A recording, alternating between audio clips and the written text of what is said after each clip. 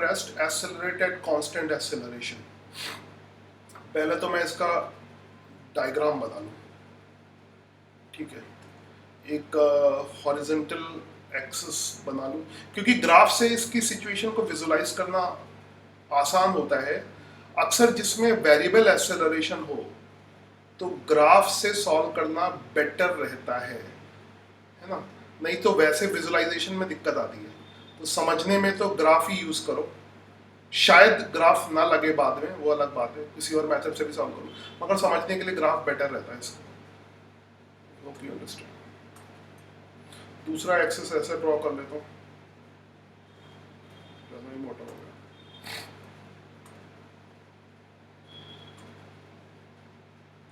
ठीक है,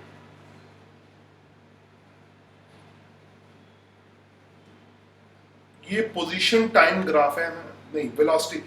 car body start from rest, velocity zero. VT graph से ही हेल्प मिलेगी तुम्हें। हाँ, तो इसका जो वेलोसिटी है वी वेलोसिटी है, वीटी ग्राफ हो गया इसका। तो body starting from rest accelerate at constant acceleration a metre per second इसका for some time, after which decelerate at constant rate b। तो वीटी ग्राफ का स्लोप तो क्या होता है, एक्सेलरेशन होता है। तो अगर हम वीटी ग्राफ का स्लोप ऐसे वीटी ग्राफ दिखाएं तो ये एक्सेलरेट कर रहा है, इससे नहीं बनाता हूँ, इससे दोनों साइड बनता है, इससे बनाता हूँ। पहले ये एक्सेलरेट करता है ना, फिर डीएक्सेलरेट करता है, फिर डीएक्सेलरेट करता है। सर ऐसा थोड़ी ना ग्राफ होगा। वीटी ग्राफ में पहले एक्सेलरेट करेगा तो पहले वेलोसिटी इंक्रीज नहीं करेगी, कांस्टेंट रेट। हाँ शार्प टर्न नहीं होता, मगर फिर भी यहाँ पे शार्प टर्न नहीं होता, मगर फिर उसका मतलब एक्सेलरेशन में भी जीरो हो तब भी वेलोसिटी तो कांस्टेंट है ना। वेलोसिटी कांस्टेंट थोड़ी ना बोले। वेलोसिटी कांस्टेंट कहाँ है? A car body start from acceleration constant है तो ग्राफ थोड़ा मतलब ऐसा पैराबोला टाइप का, हाफ पैराबोला वाला नहीं बनेगा।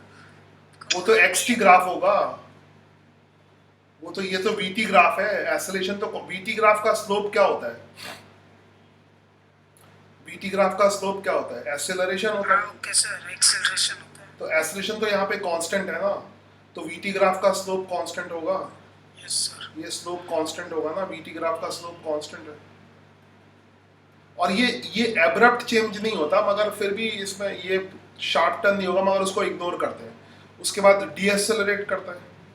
सर बट आप कोई भी ग्राफ में अगर फुल जूम करेंगे ना तो शार्प टर्न भी कर्व हो ही जाता है। जो शार्प टर्न फिलहाल ऐसी सिचुएशन में मतलब एक्सेलरेशन की वैल्यू इमीडिएटली मतलब उतना चेंज हो सकती है। थोड़ा वेलोसिटी की वैल्यू पहले जीरो आएगी फिर चेंज होगी, तो उसको हम यहाँ पर अक्सर हम उसको नेग्लेक्ट कर सकते हैं, मगर कंसेप्चुअली देखें तो नहीं हो सकता है, मगर यहाँ पे जूम करोगे तो शार्प टर्न नहीं होगा, ठीक है। तो खैर, तो a body starting from rest, यानी पहले भी वेलोसिटी जीरो है और बाद में भी वेलोसिटी जीरो है। तो ग्राफ तो ऐसे ही होगा, पहले वेलोसिटी इंक्रीज कर रही है, एक्सेलरेशन कांस्टेंट है, इस ग्राफ का स्लोप एक्सेलरेशन कांस्टेंट है, ठीक है, ए के बराबर है, और फिर कांस्टेंट डीएक्सेलरेशन है, और इसमें कांस्टेंट वेलोसिटी से तो कभी मूव ही नहीं कर रही है ना। वेलोसिटी या तो इंक्रीज कर रही है या डिक्रीज कर रही है। अगर बीच में कांस्टेंट वेलोसिटी से मूव करता तो बीच में स्ट्रेट लाइन भी होता, तो वो तो कभी कह नहीं रहा है ना। तो accelerate with constant acceleration some time, after which it decelerate, constant velocity है ही नहीं, फाइनली कम्स टू इट। अब टोटल टाइम इलैप्स टी हो गया, तो मैक्सिमम वेलोसिटी निकालनी है, ठीक है। खैर, टोटल टाइम इलैप्स टी के बराबर है, मतलब यहाँ तक का टाइम जो है वो टी के बराबर है। अच्छा, फिर ये टाइम हमने t1 ले लिया,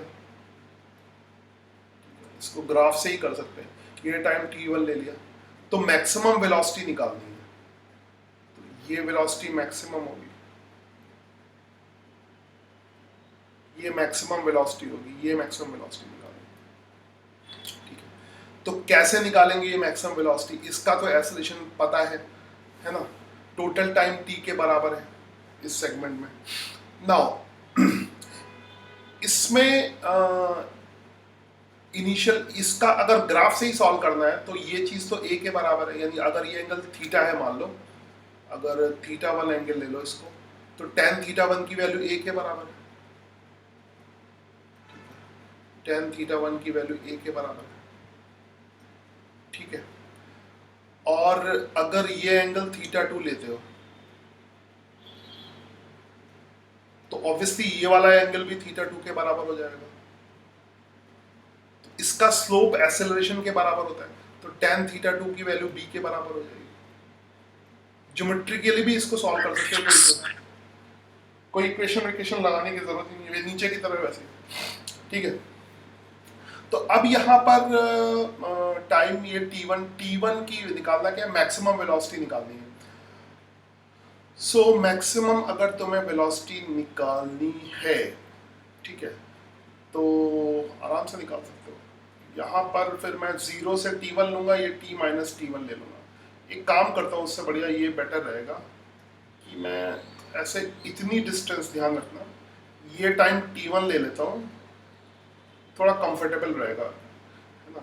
ये यहाँ से यहाँ तक का टाइम t1 ले लिया, ये vt ग्राफ है ना, और यहाँ से यहाँ तक का टाइम t2 ले लिया, तो टोटल टाइम t के बराबर है, तो थोड़ा सा आसानी रहेगी, ठीक है, थोड़ा सा इस तरह से आसानी रहेगी, ठीक है। फिर तो कैसे लिख सकते हो, अगर ज्योमेट्रिकली भी सॉल्व करो तो ये मैक्सिमम वेलोसिटी पूछी है, तो हम लिख सकते हैं एक तरफ tan theta one is equal, एकदम ज्योमेट्रिकली सॉल्व कर रहा हूँ, ये वर्टिकल हाइट v मैक्सिमम के बराबर होगी, ठीक है।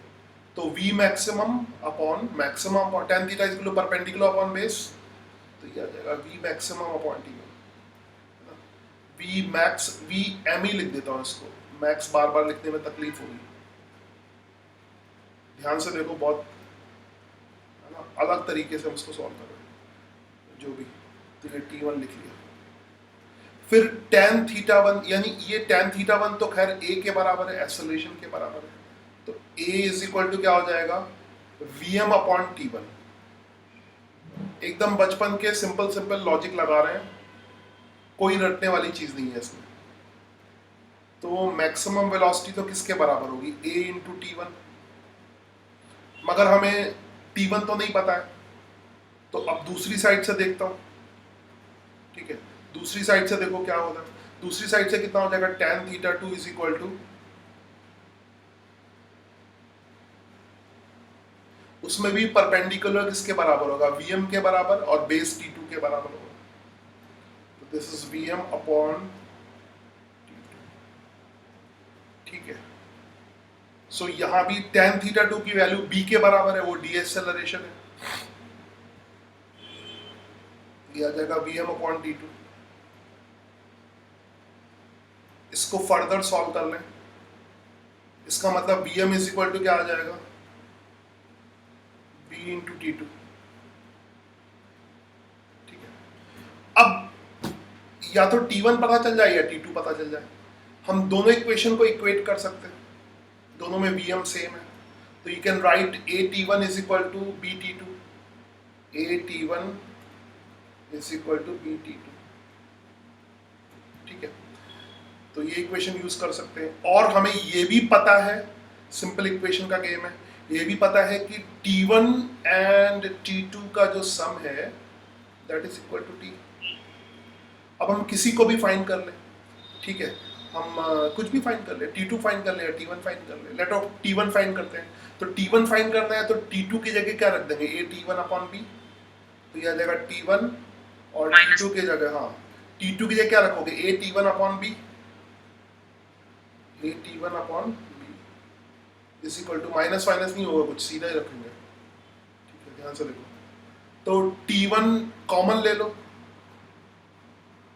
ठीक है। इसलिए मैं छोटे बच्चों को पकड़ के बेसिक मैथ पे बहुत जोर दे रहा हूँ, क्योंकि ये यहाँ तक तो खैर सिखाया जा सकता है, अब इसमें बेसिक मैथ में दिक्कत आएगी तो फिर जो है वो तो, अभी 4 साल का प्रोग्राम हो गया ना, तो b एलसीएम ले लिया, तो यहाँ पे आ गया b plus a, simple manipulation, तो t1 की वैल्यू t के टर्म में दे रखी है, आ गई हमारी, ठीक है, और टी के टर्म में हमें आंसर ही निकालना है। तो अब हम पहुंच जाए किसी एक पर्टिकुलर इक्वेशन पे, किसी एक पर्टिकुलर इक्वेशन पे पहुंच जाए, कुछ कलर वाला लेके, तो हमने किसकी वैल्यू निकाल ली है, T1 की वैल्यू निकाल ली है।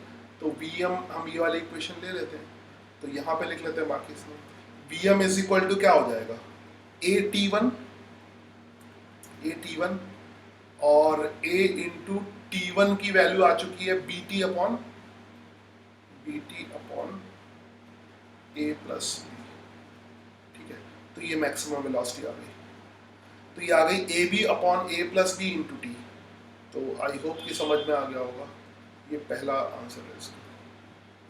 यस ठीक। सर।